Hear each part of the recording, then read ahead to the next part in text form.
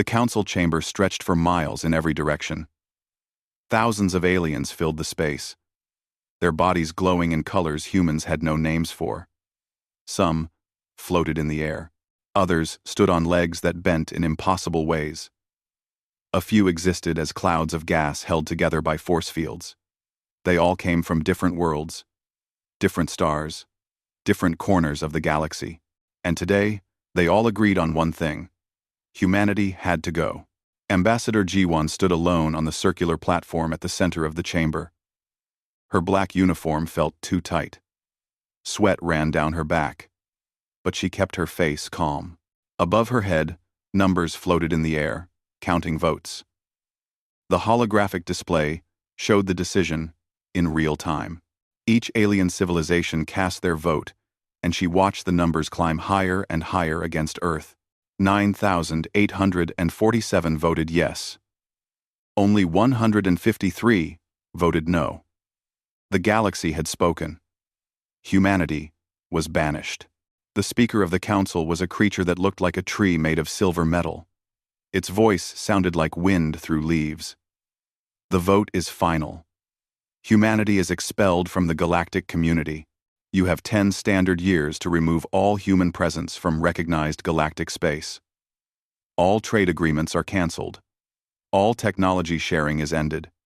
All diplomatic relations are closed. Do you understand these terms? G1 looked up at the thousands of aliens watching her. Some seemed happy. Others looked worried.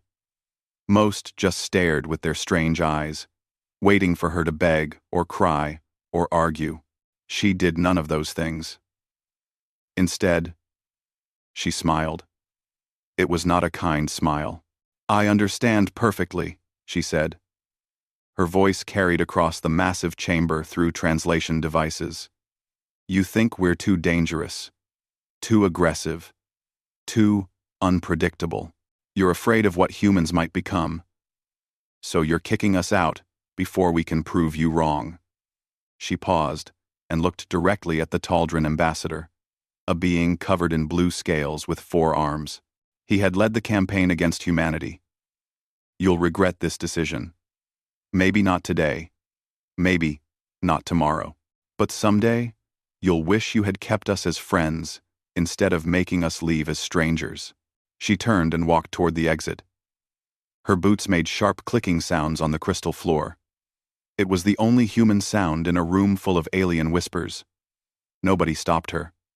Nobody called her back. The decision was made. The news reached Earth 6 hours later. President Deho stood in the command center, watching live feeds from across the planet. Protests erupted in every major city. People were scared and angry. Earth had been part of the galactic community for 70 years. Human colonies spread across 47 worlds. Millions of humans lived on space stations and mining facilities throughout known space. The galactic trade routes brought food, medicine, and technology that Earth needed to survive. Without access to those routes, the outer colonies would starve within months. Deho was 60 years old, with gray hair and tired eyes.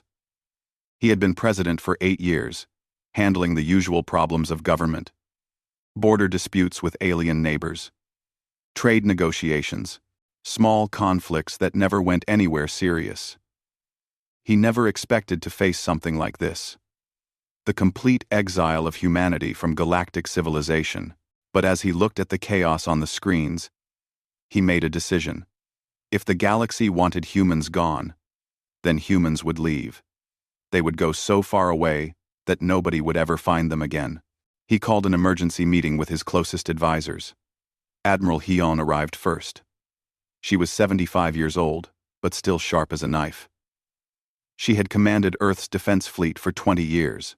Chief Scientist Minji came next, young at 35 with quick eyes that missed nothing. Intelligence Director Young-ho was last. A quiet man who knew more secrets than anyone else alive. They sat around a table in a secure room deep under the government building. Deho poured them each a glass of water. "We have 10 years, he said. 10 years to move 4 billion people and evacuate 47 colony worlds. The galaxy thinks we'll beg to stay, or maybe fight back. We're going to do neither. We're leaving. But we're not going to any place the galaxy knows about. Minji leaned forward. Mr. President, there's something you should know. My team has been working on a project in secret. We've been developing a new type of faster-than-light travel. It doesn't use the galactic hyperspace lanes. It creates its own jump points through something we call quantum cascade. The technology is dangerous and mostly untested, but it would let us travel to regions of space the galaxy can't reach. Admiral Hyun raised an eyebrow. How dangerous? Early tests show about a 12% failure rate. Ships just vanish into quantum space and never come back. That's acceptable, Daeho said. He continued, if we stay, we die slowly. If we fight, we die quickly. This gives us a chance to live. How many ships can we build in 10 years? Minji thought for a moment. If we convert every shipyard and construction facility on Earth and all the colonies, maybe 10,000 vessels, generation ships, cargo haulers, military escorts, science ships. It would be the largest construction project in human history. Then we start today, Daeho said. Young-ho, I need your intelligence network to find out if any aliens will help us secretly. Some voted against the ban. Maybe they'll provide resources or technology. Hyun, start designing the evacuation fleet. Minji, perfect that quantum drive. We have 10 years to save humanity. The meeting ended. Each person left with their assignment. As they walked out, none of them noticed the small device hidden in the air vent. It recorded everything, and thousands of light years away, in the Taldran Empire, someone listened to every word and began making plans of their own. The countdown began the day after the vote. 10 years seemed like a long time until humans started trying to evacuate an entire civilization. Every shipyard from Earth to the furthest colony went into overdrive. Construction crews worked around the clock building vessels of every size. Giant generation ships that could house 50,000 people. Cargo haulers to carry supplies and equipment. Military escorts to protect the fleet. Science vessels to explore whatever they found on the other side. Dr. Minji barely slept during those first 2 years. Her team worked in a secret facility on Mars, perfecting the quantum cascade drive. The theory was simple enough. Instead of using the galaxy's natural hyperspace lanes, they would punch holes directly through reality itself. The practice was much harder. Every test required enormous amounts of energy. Sometimes the test ships came back. Sometimes they didn't. Minji watched good pilots vanish into the quantum foam and never return. But slowly, carefully, they improved the success rate.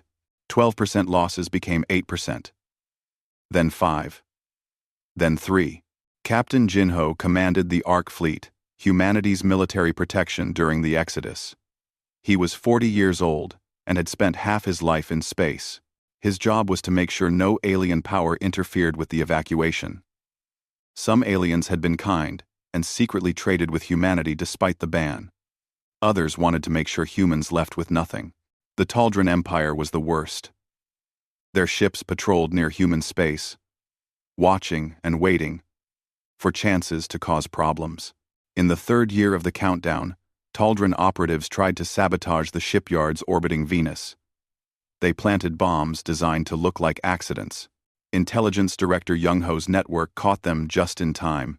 The operatives were caught and sent back to Taldran space with a message.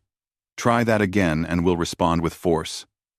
The Taldran ambassador protested loudly at the Galactic Council.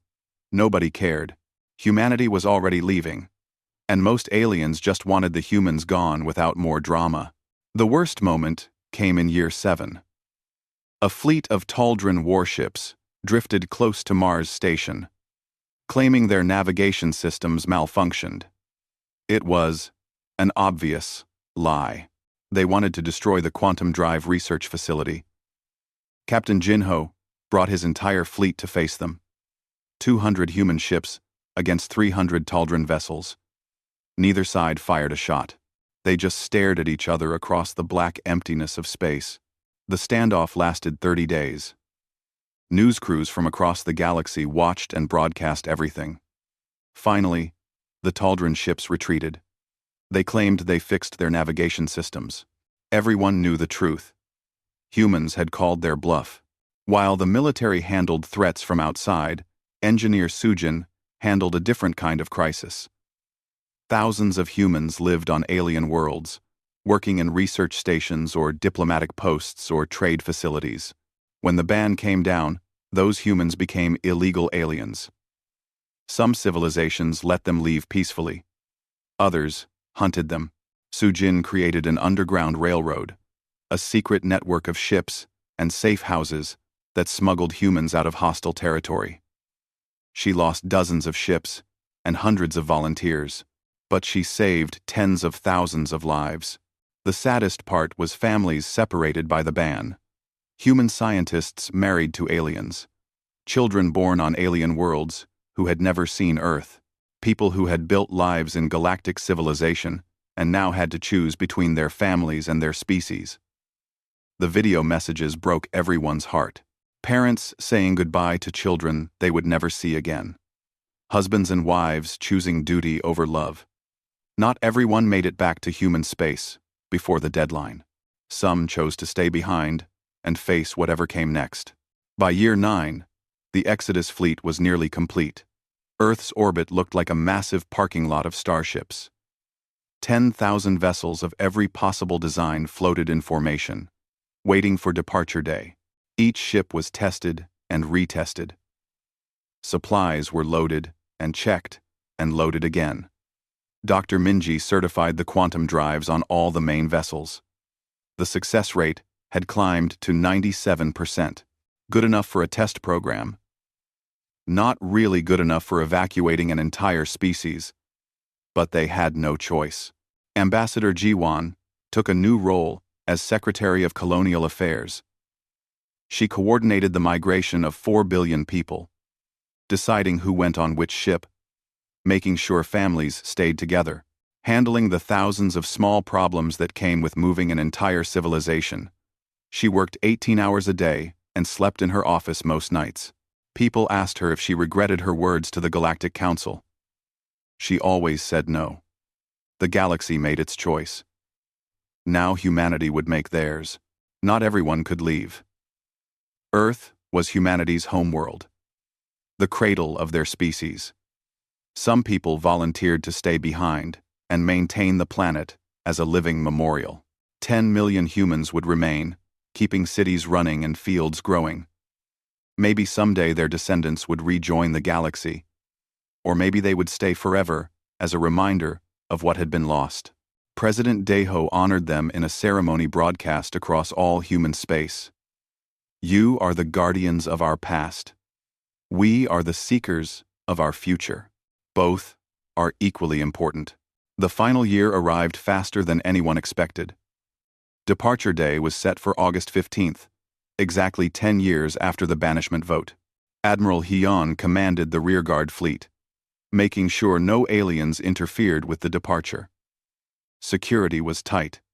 Every ship was checked for sabotage. Every crew member was verified. The quantum jump coordinates were kept secret until the last possible moment. They would jump together to a region beyond the galactic rim, 200,000 light-years from known space. From there, they would search for a new home. The morning of departure day, Earth's sun rose on empty cities and quiet streets. 4 billion people waited on ships, ready to leave the only home humanity had ever known. Children pressed their faces against viewports, watching Earth get smaller. Parents held them tight and promised they would find a new world, a better world. In the command center of the flagship Indomitable, President Daeho prepared to give the final order. Then, the alarms started screaming. Long-range sensors detected a massive fleet entering the solar system. 300 Taldran warships dropped out of hyperspace near Jupiter. They were 3 days early, and they were not here to say goodbye.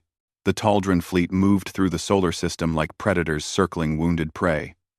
300 warships, each larger than anything humanity had built. Their blue hulls gleamed in the sunlight as they formed a blockade between Earth and open space. Admiral Heon watched them on the tactical display and knew exactly what they wanted. The Taldran had not come to ensure humanity left peacefully. They came to rob humanity blind before pushing them into the dark. The Taldran Admiral's face appeared on every human screen. His blue scales shimmered as he spoke. Humans of Earth, we are here to enforce the banishment decree. Before you leave galactic space, you must surrender all advanced technology acquired during your membership in the galactic community. This includes your faster-than-light drives, your weapons systems, your medical technology, and your industrial fabricators. You may keep basic life support and sublight engines. That is generous enough for a banished species. Admiral Heon sent back a single message. You voted to banish us. You don't get to rob us on the way out. Leave now, or we will make you leave. The Taldran Admiral laughed. You are outnumbered 3-1. Your ships are inferior. Surrender your technology, or we will take it by force. Heon cut the transmission and turned to Captain Jinho. 2 hours to get all civilian ships in jump formation. Another hour to charge the quantum drives. 3 hours total. Then we buy them 3 hours. All ships, battle stations.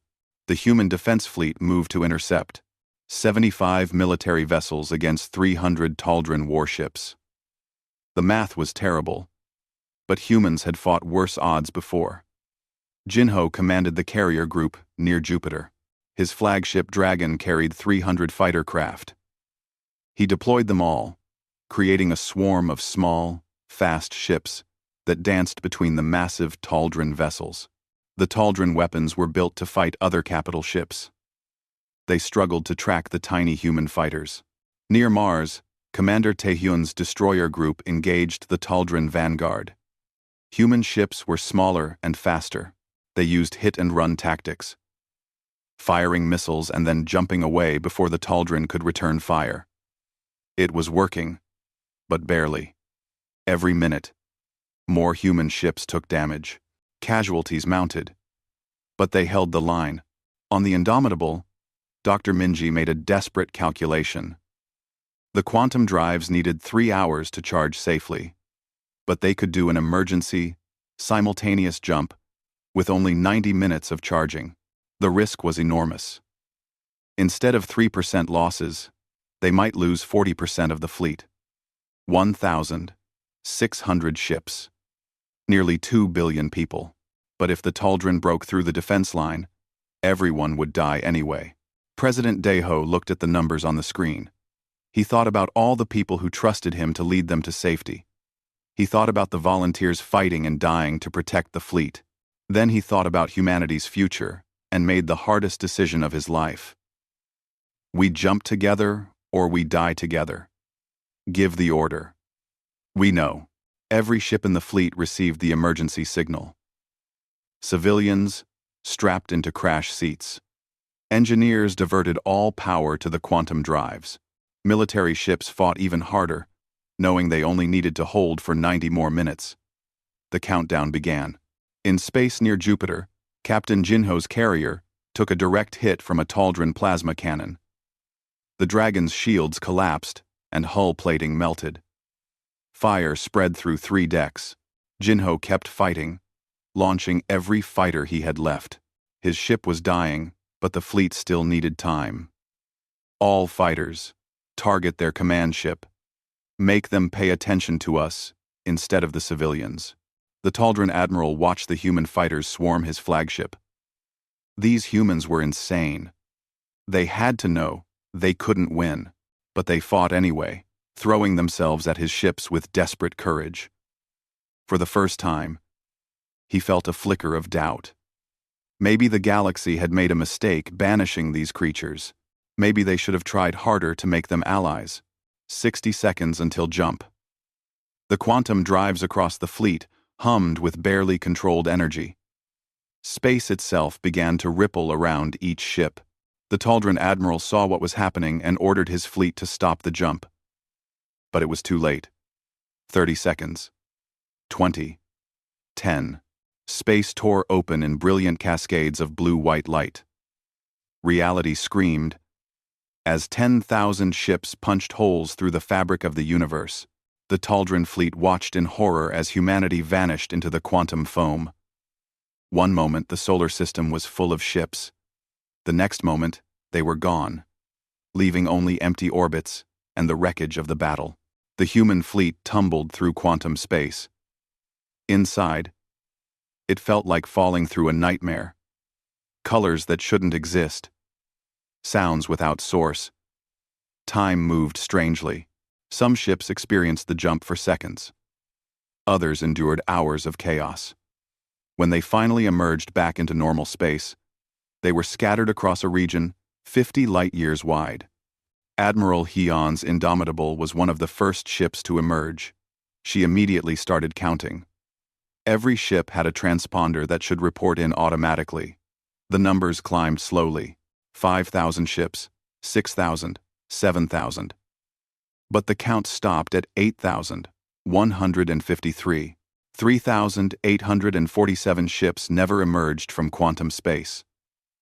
1.2 billion people lost forever in the void between realities.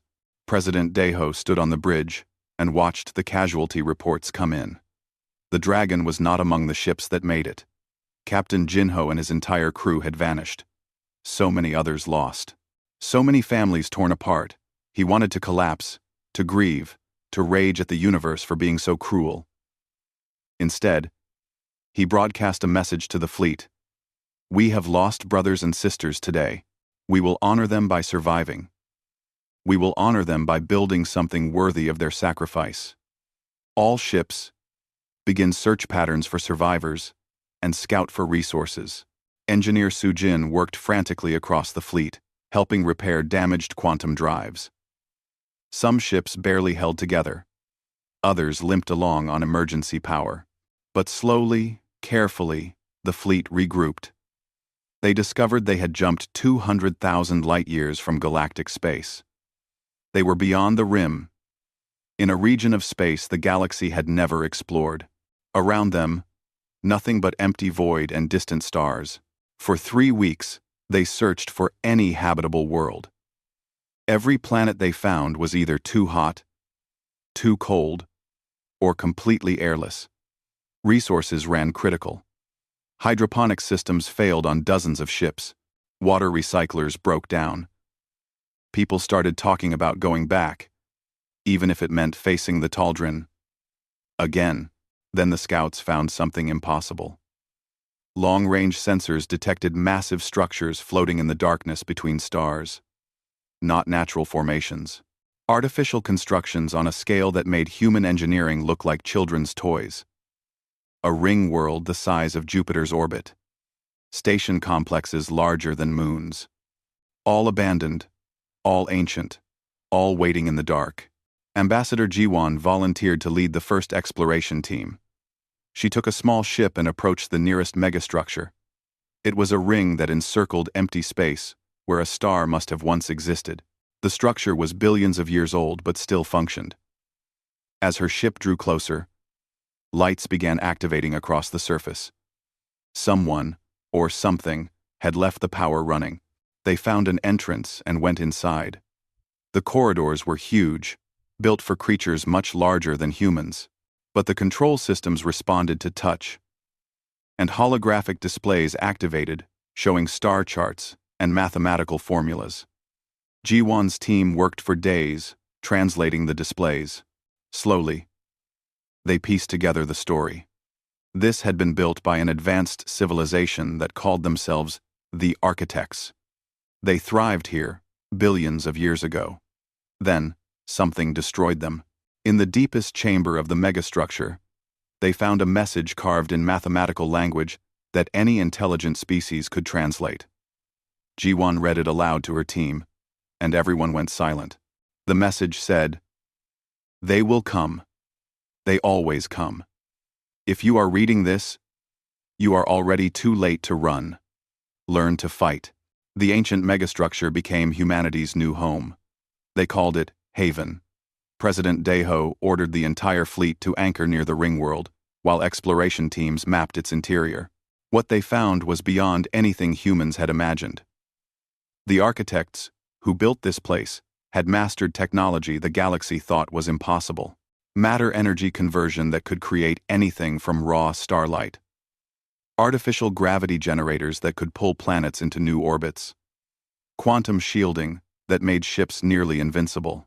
And all of it still worked after billions of years of waiting in the dark. Dr. Minji led the science teams that studied the architect technology. She spent months living inside the megastructure, barely eating or sleeping. Her team worked with researchers from every discipline: engineers, physicists, biologists, even artists and philosophers. The architects had left detailed instructions encoded in mathematics. They wanted someone to find this place. They wanted their knowledge to survive even after they were gone. The first breakthrough came 6 months after arrival. Minji's team successfully activated an architect fabrication system. They fed it raw materials and energy. The machine converted everything into whatever they programmed. Need a new ship? The fabricator could build one in hours instead of months. Need medical supplies? Food? Tools? The fabricators could make anything with the right template. It was like having infinite resources. Admiral Hyun saw the military applications immediately. She approached President Daeho with a proposal. "Sir, with this technology, we can build a real fleet. Ships stronger than anything the galaxy has. We could go back and make the Taldran regret what they did to us." Daeho shook his head. "Revenge is a poison. We came here to build a new future, not repeat old conflicts. But defense is different from revenge. We'll build ships. Yes, but for protection, not conquest." The construction program began. Shipyards came online around Haven, combining human engineering with architect technology. The hybrid designs were beautiful and terrifying. Sleek hulls that could shift through quantum space without special drives. Weapons that manipulated gravity itself. Shields that bent reality around the ship. Within 2 years, humanity built 5,000 new vessels. Each one was more advanced than anything in galactic space. While the military built ships, civilian teams worked on establishing colonies. Ecologist Jisoo led the terraforming efforts.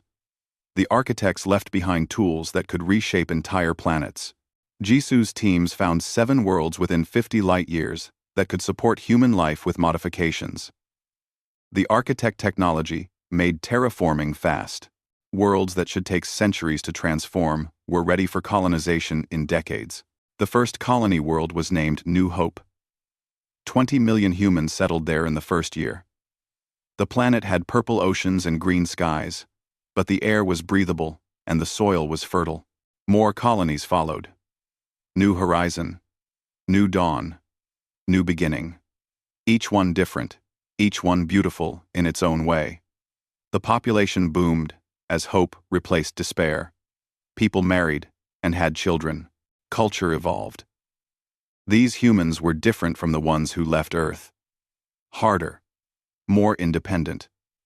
Forged by exile into something new. But the warning message haunted everyone. They will come. Who were they? What destroyed the architects? Intelligence Director Young-ho assigned teams to search the megastructure for more information. They found evidence of a great war. Billions of years ago, something had attacked the architects.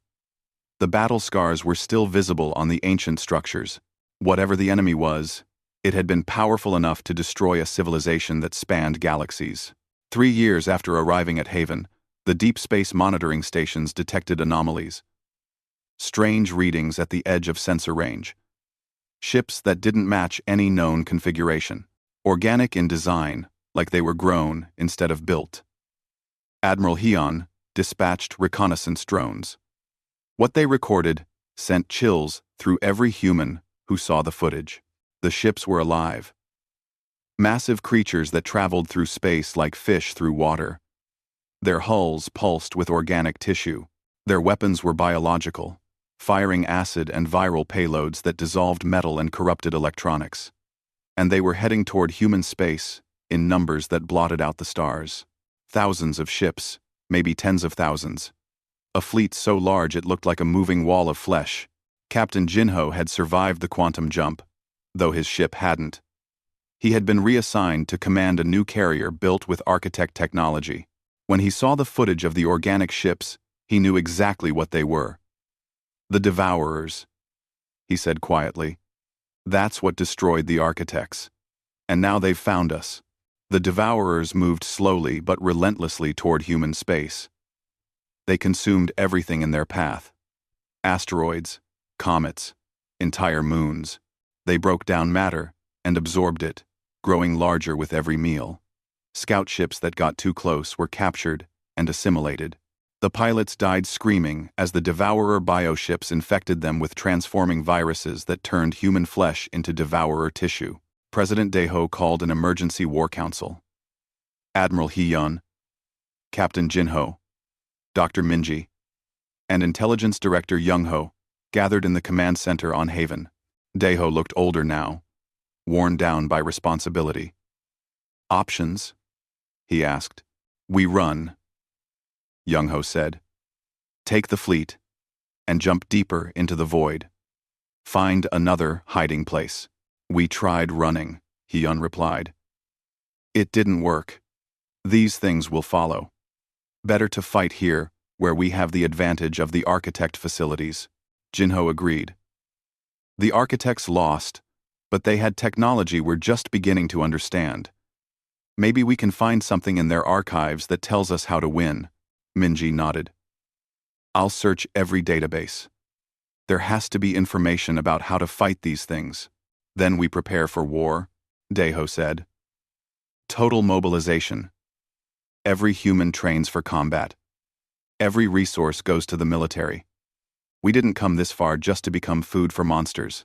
The transformation of human civilization happened fast. Shipyards worked around the clock. Factories produced weapons and armor. Every person over 16 received military training. Scientists developed new weapons based on architect technology. Quantum disruptors that could tear apart organic matter. Graviton cannons that crushed enemy ships like tin cans. Self-replicating combat drones that could swarm the enemy. Jinho was promoted to fleet commander and began training elite strike forces. The new human ships were fast and deadly. They could quantum jump in the middle of battle, appearing behind enemy lines and vanishing before retaliation. Human pilots learned to fight in ways the galaxy had never imagined. Aggressive, unpredictable, willing to take insane risks to win.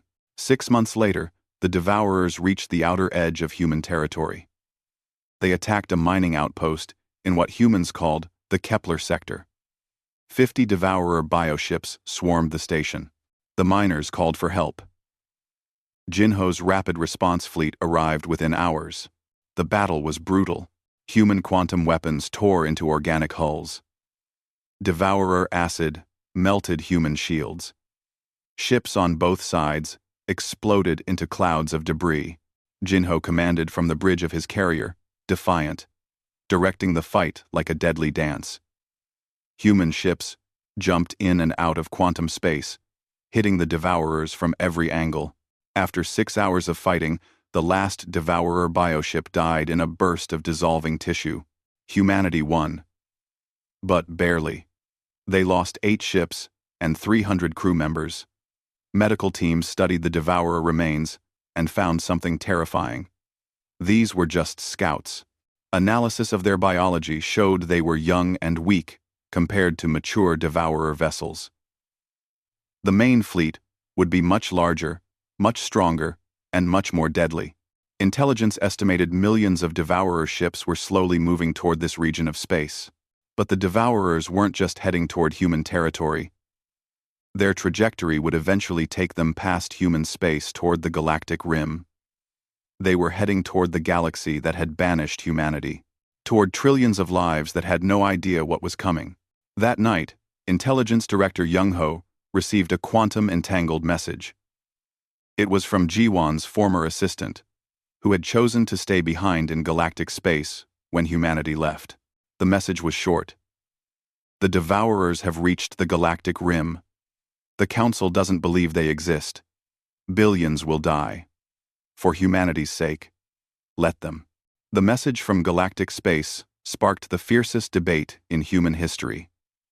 Town halls across 7 colony worlds filled with angry voices. Military bases buzzed with arguments. Even the government council split into opposing camps. The question was simple, but the answer tore at everyone's heart. Should humanity warn the galaxy about the Devourers, or should they let their former oppressors face extinction alone? "Let them burn" became a popular slogan. People made signs and wore shirts with those words. They remembered the banishment vote. They remembered the Taldran fleet, trying to rob them as they left.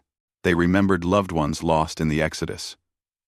Why should humanity risk anything to save people who threw them away? The galaxy made its choice.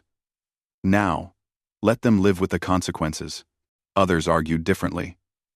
Dr. Minji spoke at every public forum she could reach. "We don't save them because they deserve it," she said over and over.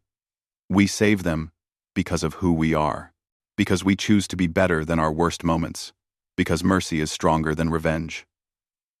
But even her words struggled against the tide of anger and pain. President Deho refused to make the decision alone. This was too important. He called for a referendum across all human worlds. Every citizen over 16 could vote. The campaign lasted 2 months. Both sides made their case. The debate grew heated, but stayed mostly civil. Finally, voting day arrived. The results came in slowly, as each colony reported their numbers. The final tally was close. 61% voted to warn the galaxy. 39% voted to let them face the Devourers alone. Ambassador Jiwan, now 70 years old with silver hair and lined face, volunteered to carry the warning. "I spoke the last words humanity said to the galaxy. Let me speak the next ones too." She took a small, fast ship, equipped with the latest quantum drive, and jumped toward galactic space. The journey took 3 days. She emerged near the galactic rim and immediately broadcast on all diplomatic channels. "This is Ambassador Jiwan of humanity. I request an emergency session of the Galactic Council. We have information about a threat to all galactic civilization." The response came quickly. The Council agreed to hear her, though several members protested, allowing a human to speak in their chamber. Jiwan stood once again on the central platform where she had been banished 12 years ago.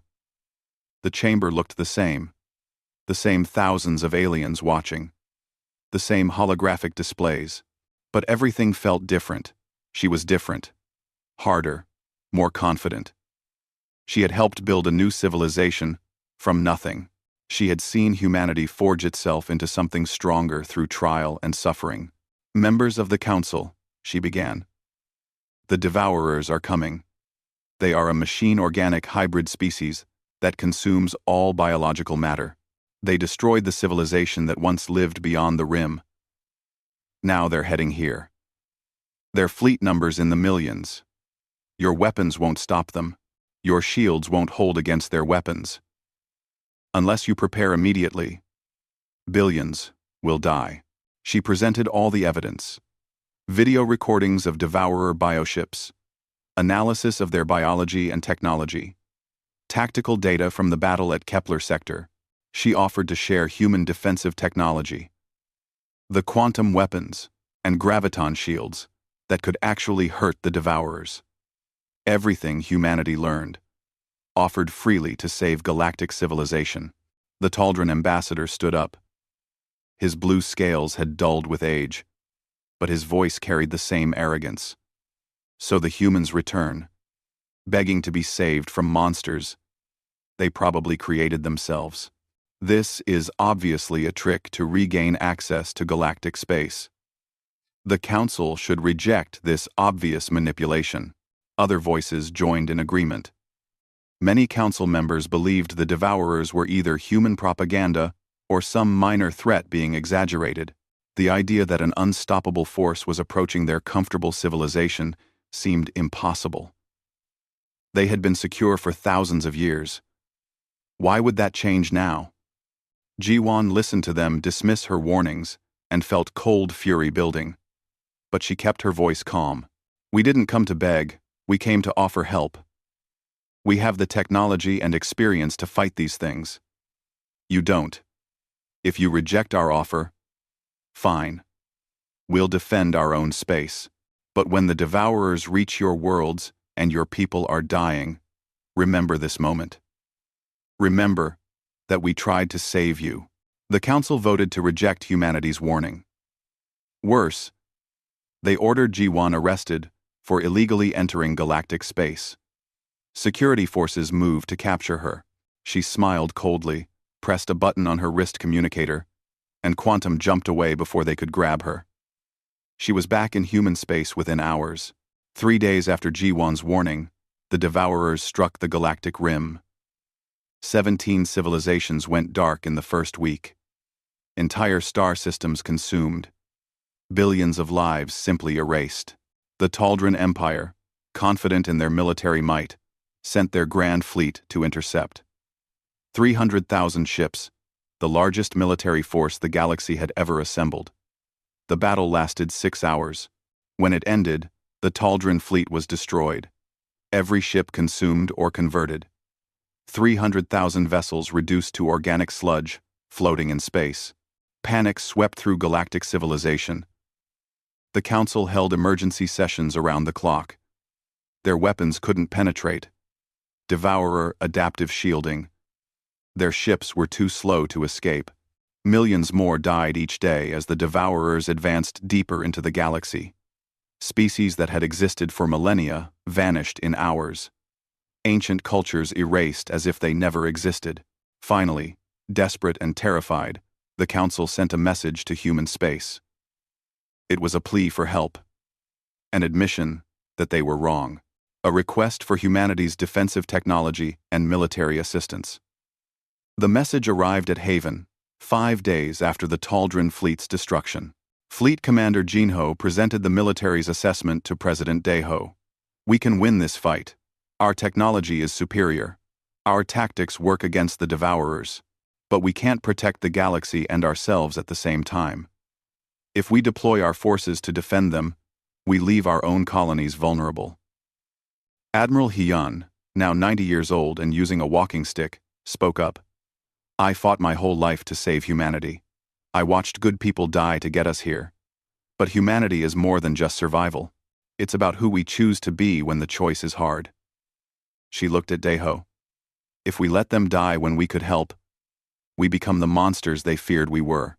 President Daeho stood and looked out the window at Haven, the ancient megastructure that humanity had claimed as their own. He thought about everything they had endured. The banishment, the exodus, the losses in quantum space. Building a new civilization from nothing. They had earned the right to turn their backs on the galaxy. Nobody could blame them. But Hyun was right. Humanity was more than just survival. "We deploy," he said. "All ships. All forces. We show the galaxy what they threw away when they banished us. Not because they deserve our help, but because we deserve to be the kind of species that helps anyway." The human fleet jumped into galactic space. 50,000 vessels of revolutionary design. Ships that could quantum jump in mid-battle. Weapons that manipulated the fundamental forces of reality. Shields that bent space itself. The galaxy had never seen anything like it.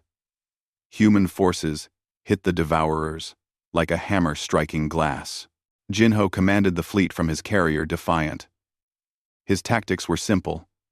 The Devourers were powerful but predictable. They swarmed and consumed. Humans were smaller, faster, and smarter. They used hit-and-run strikes. Quantum mines that appeared inside enemy formations. Coordinated drone swarms that overwhelmed Devourer adaptive shields. Every battle pushed the Devourers back further. Engineer Sujin led teams that traveled to alien worlds, teaching them how to upgrade their shields using human technology. She worked with alien engineers despite the language barriers and cultural differences.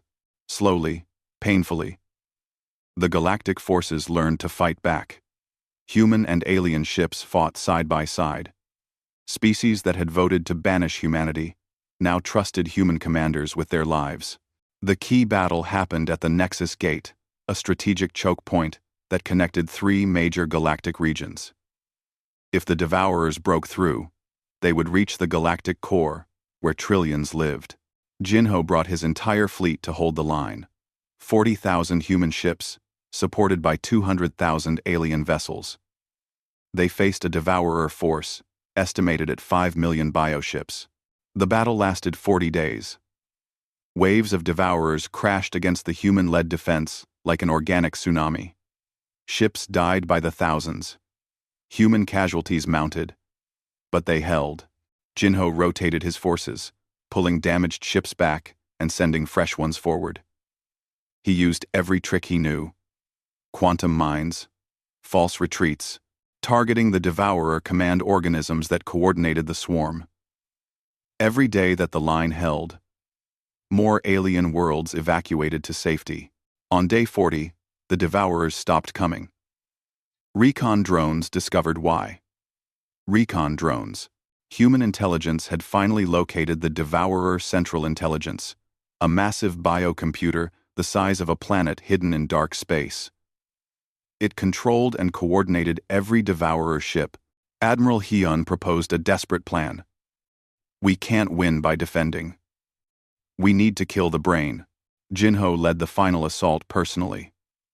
10,000 ships broke away from the defensive line, and Quantum jumped deep into Devourer territory. They fought through waves of bioships, losing hundreds of vessels. The Defiant took heavy damage, but Jinho kept pushing forward. They reached the biocomputer planet and unleashed everything they had. Quantum disruptors, graviton bombs, self-replicating nanites designed by Dr. Minji to consume organic matter. The battle lasted 6 hours. The biocomputer fought back with biological weapons that infected ship systems and crew members. The Defiant lost life support. Hull breaches opened across 3 decks, but Jinho stayed on the bridge, directing fire until the biocomputer finally died. When it did, every Devourer ship across the galaxy went dark simultaneously. The threat was over. The cost was enormous. 4 billion galactic citizens dead from dozens of species. Humanity lost 8,000 ships and 200,000 crew members. The Defiant was too damaged to save, but Jinho survived, rescued by a destroyer before his carrier broke apart. The Galactic Council convened an emergency session. For the first time in their history, they invited a human to speak not as a defendant, but as an honored guest. The Taldran ambassador, humbled and broken by his people's losses, proposed a formal apology and invitation for humanity to rejoin the galactic community. Ambassador Jiwan stood before them one final time. Her silver hair shone under the chamber lights. She smiled. We appreciate the offer, but we've built something out there. Something ours. We'll remain independent, but we'll trade with you. Share knowledge. Open diplomatic relations. And if you need us again, you know where to find us. She walked out of the chamber to standing applause from thousands of alien delegates. This time, she left as a hero instead of an exile. Humanity maintained their territory beyond the rim. 7 colony worlds grew to 20 within a decade. Trade routes opened between human space and the galaxy. Young humans traveled to alien worlds as diplomats, traders, scientists, and teachers. The banishment became a story parents told children about the time humanity was tested and emerged stronger. On Earth, maintained as a memorial world, a new monument was built at the old government building. President Minji, elected after Daeho's retirement, unveiled it in a ceremony broadcast across human space and beyond. The plaque read, "They voted to cast us out. We chose to forge ourselves anew.